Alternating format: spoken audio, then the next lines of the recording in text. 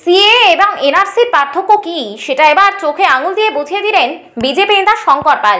সেই সঙ্গে বাংলার মুখ্যমন্ত্রী মমতা বন্দ্যোপাধ্যায়ের শিক্ষাগত যোগ্যতা নিয়েও প্রশ্ন তোলেন তিনি। প্রসঙ্গত আজ সন্ধ্যায় গোটা দেশ জুড়ে লাগু হয়েছে সিটিজেনশিপ অ্যামেন্ডমেন্ট অ্যাক্ট বা সিএএ।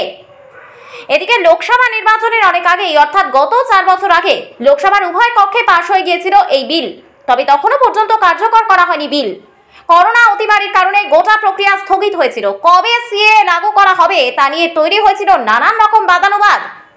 সিএ আসলে ভোটের রাজনীতি এমনটাও কটাক্ষ করেছিলেন বিরোধীরা। অবশেষে সমস্ত জল্পনার অবসান 2024-এর লোকসভা নির্বাচনের প্রাক্কালে গোটা দেশ জুড়ে ঘোষিত হয়ে গেল সিএএ। প্রধানমন্ত্রী নরেন্দ্র মোদী দেশবাসীর উদ্দেশ্যে ভাষণ দিয়েছেন। আর এই সিএএতেই পাকিস্তান, আফগানিস্তান, বাংলাদেশ থেকে আসা সংখ্যালঘু সম্প্রদায়ের মানুষজনকে দেওয়া হবে বিশেষ নাগরিকত্ব। তবে এই নাগরিকত্ব নিয়ে বাংলার মুখ্যমন্ত্রী তারা অপব্যবহার করছে বলে অভিযোগ করেছেন বিজেপি নেতা শঙ্কর পাল। তিনি বলেছেন, সিএ এবং এনআরসির আসল পার্থক্য না বুঝেই সাধারণ মানুষকে বোকা বানাচ্ছে বাংলার মুখ্যমন্ত্রী। কারণ নাগরিকত্ব যাবে না, বরং স্থায়ীভাবে মানুষ পাবে নাগরিকত্ব।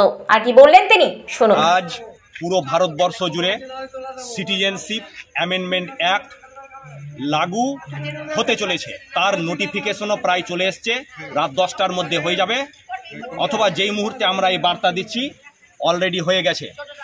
এই নাগরিকত্ব সংশোধনী বিল ভারতবর্ষের সংবিধানে 6 বার হয়েছে, 6 টাইমস। আর এতে নাগরিকত্ব যাওয়ার নয়, বরং যারা অন্যান্য দেশে অত্যাচারিত, নিপীড়িত সংখ্যালঘু হিন্দু, শিখ, জৈন তাদেরকে ভারতবর্ষে শরণ আশ্রয় দেওয়ার জন্যই এই নাগরিকত্ব বিল। কিন্তু আমাদের মাননীয় মুখ্যমন্ত্রী যেভাবে সিএএ এর সঙ্গে এনআরসিকে মিলিয়ে দিচ্ছেন, সেখানে আমরা তার শিক্ষাগত যোগ্যতা নিয়ে প্রশ্ন রাখছি। এমন মুখ্যমন্ত্রী আজকে পশ্চিমবঙ্গে আছেন? কারণ সিএএ যেটা সিটিজেনশিপ অ্যামেন্ডমেন্ট অ্যাক্টের কথা বলছে, আর NRC national registration of citizenship, CA এর সঙ্গে এনআরসির কোনো সম্পর্ক নেই।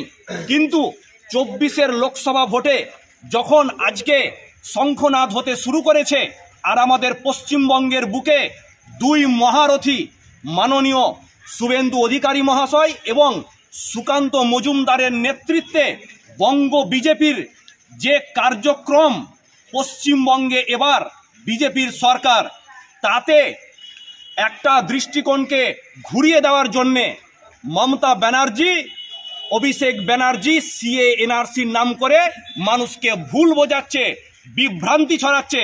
আপনারা কোনো রকম বিভ্রান্তিতে কান দেবেন না, কারণ সিএএ লাগু এটা আমাদের বিজেপির ইলেকশন ম্যানিফেস্টোতে ছিল। 370 ধারা ছিল, সরানো হয়েছে। এক দেশ এক বিধান এক সংবিধান বলা হয়েছে।